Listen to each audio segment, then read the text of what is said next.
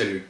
Aujourd'hui, on se retrouve pour une vidéo où je vais vous parler d'une problématique qui touche ma génération, mais encore plus la génération après moi, celle de la génération Z, celle de la génération qui utilise un smartphone depuis leur jeunesse. On va partir d'un constat qui est assez alarmant.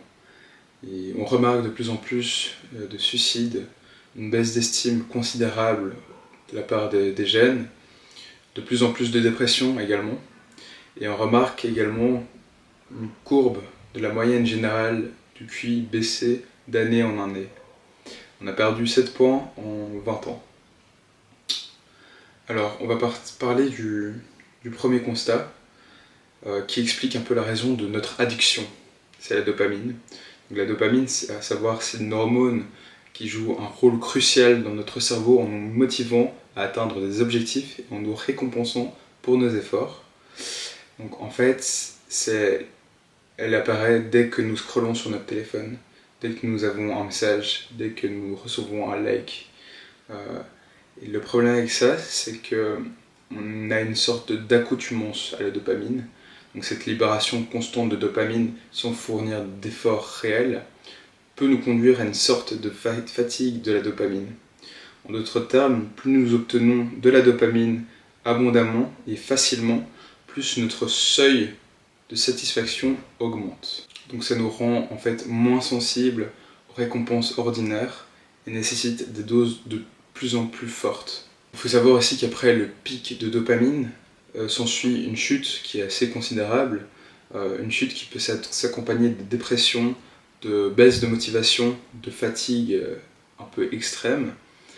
L'Université de Californie nous indique que les utilisateurs qui passent 3 heures minimum par jour sur les réseaux ont des tendances de baisse de concentration et de baisse de performance académique par rapport à ceux qui passent 1 heure par jour seulement. Ce qui explique le manque de désir et de curiosité pour les livres. C'est vrai qu'on remarque la consommation de films qui sont de plus en plus courts, avec de plus en plus d'actions qui sont de plus en plus intenses, alors que dans les années 70, 80, on avait le droit à avoir des films qui étaient très lents et qui avaient un succès commercial considérable, alors qu'actuellement ce n'est plus vraiment le cas. Ce manque de lecture se traduit aussi par un vocabulaire beaucoup plus limité. On remarque une baisse de la diversité lexicale de 25% par rapport aux générations antérieures. Et ce qui constitue un énorme problème pour moi, car la langue fait partie de la culture et la langue fait aussi partie de la pensée. Plus la langue sera complexe, plus la matière de réflexion, la manière de penser sera elle-même complexe aussi et diversifiée. Je vois ça comme George Orwell, comme explique George Orwell dans 1984, avec le novlangue. Donc le novlangue, c'est principalement le fait, si vous voulez, de vraiment simplifier la langue au maximum, afin d'en fait réduire le schéma de pensée, et d'aussi réduire la faculté de pouvoir penser profondément, et du coup d'obtenir plus de contrôle sur la civilisation.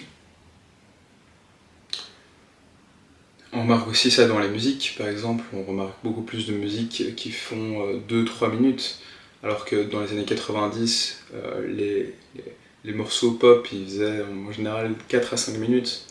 Donc c'est toujours cette volonté de vouloir raccourcir au maximum.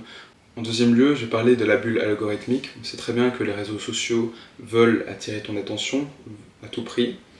Ils veulent proposer du contenu que tu aimes, ou du moins qui te fait réagir. Et j'ai l'impression que ça va un peu dans le sens de nos idées, et que ça a tendance à enfermer nos idées, nos passions et nos identités au sein de sortes de clichés. Et j'ai tendance à penser que ça exacerbe aussi les biais de confirmation qui sont déjà très présents. Et je remarque aussi plus vraiment de sens critique au sein de cette génération qui est très extrême dans leurs idées, que ce soit de gauche ou de droite, et je ne vois plus vraiment de volonté de débattre ou même d'empathir avec les gens qui ont des pensées divergentes. Par exemple, les gens de droite vont qualifier les gens de gauche comme étant des islamo-gauchistes, des wokistes. Les gens de gauche vont qualifier les gens de droite comme étant des fascistes, des racistes. Et dès lors qu'on nomme quelqu'un sous une étiquette, qu'on le met sous une étiquette, ça les discrédite de tout ce qu'il va dire, de tout ce qu'il peut dire. Et ce qui rend le débat impossible, et en fait on observe une sorte d'obscurantisme politique ou d'obscurantisme d'idées. Alors avant on avait droit à l'obscurantisme religieux, qui s'est en fait juste transformé. On remarque également une extrémisation des idées politiques. Donc, il est évidemment plus facile de déclamer un discours d'extrême en 15-20 secondes qu'un discours qui est très nuancé, qui mérite d'être expliqué dans plus de détails, puisque c'est clair que les discours politiques d'extrême proposent en général des solutions assez simples à des problèmes qui sont très complexes. Là, par exemple, dans la droite, le discours sera de dégager tous les immigrés, puisque c'est eux le problème. À la gauche, ce sera les riches le problème, et qu'il faut taxer les riches pour leur redonner aux pauvres. Au final, on ne retrouve plus vraiment de nuances au sein des réseaux sociaux en matière politique, ce qui est pour moi un peu problématique. En troisième lieu, on va parler des applis de rencontres, et ça répond en fait à un besoin qui est évident, c'est éviter la friction de l'introduction de la rencontre. Et c'est clair qu'il est très confortable de juste swiper sur son téléphone, c'est beaucoup plus simple de faire ça que d'aller dans la rue et de se confronter peut-être au rejet physique, enfin, plus direct en tout cas, de l'interaction à la rue ou même dans les bars, quoi qu'est-ce. Donc ça va devenir un peu comme une sorte de shopping en ligne où on fait son tri. On va remarquer une sorte de consumérisme des relations. On va retrouver des relations CDD qui sont en fait des contrats à durée déterminée. On sait que on va peut-être trouver mieux dans quelques temps, et que dès qu'il y a un problème, au final, on sait qu'il y a les applis de rencontre qui sont là pour nous aider, nous épauler, et on ne va pas nécessairement trouver des solutions aux problèmes relationnels.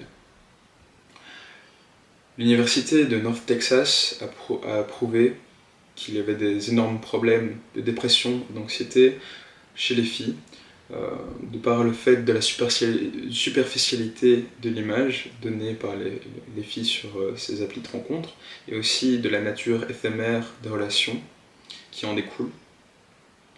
L'université de Genève dénonce l'invisibilité des hommes sur ces applis de rencontre, créant ensuite une espèce de baisse d'estime de soi.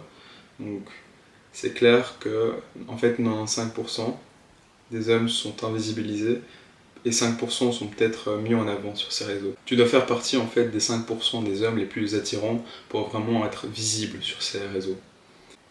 On remarque une sorte de superficialité dans nos générations, et ça c'est clair que quand on voit les réseaux comme Instagram, TikTok, c'est clairement des réseaux qui sont très superficiels, où on va voir juste l'image qui est mise en avant. Les idées au final ne comptent pas réellement sur TikTok par exemple.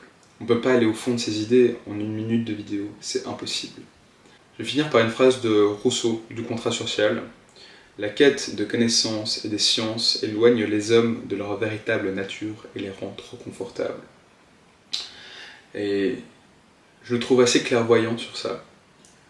C'est vrai que les humains sont arrivés à un stade de connaissance technologique tel qu'il en vient à détériorer la nature humaine. Les hommes sont devenus trop confortables, tout est vraiment accessible à la portée de nos pouces, nous permettant ainsi de juste pouvoir être assis dans notre canapé pour avoir les informations, pour avoir des relations sexuelles, que ce soit pour avoir des partenaires, que ce soit pour avoir des amis. Tout est accessible avec le pouce. Et je pense que ça peut impacter cruellement notre cerveau qui n'est pas du tout prêt à ça. J'ai aussi tendance à penser que ces réseaux sociaux, et même le téléphone par extension, vont augmenter aussi les écarts de richesse entre les riches et les pauvres, dus aux différences d'utilisation. Les riches étant plus amenés à être éduqués et donc à avoir de la prévention par rapport aux réseaux sociaux, vont avoir une utilisation qui est meilleure. D'ailleurs, on le voit avec la courbe du QI, j'en parlais tout de suite, qui baisse effectivement, mais la courbe des hauts potentiels augmente. Et à l'inverse, chez les gens les plus précaires, qui auront du coup une éducation plus précaire et moins contraints à avoir de la prévention, sera du coup amené à consommer du contenu d'une certaine bassesse intellectuelle. Je tiens à vous amener à être plus conscient de ça, peut-être à enlever les réseaux, Instagram, et puis Facebook, et puis le faire petit à petit, parce que je pense que ça impacte cruellement nos vies, de manière négative, et qu'on a mieux à faire. C'était tout pour moi, c'était Traction Man, ciao.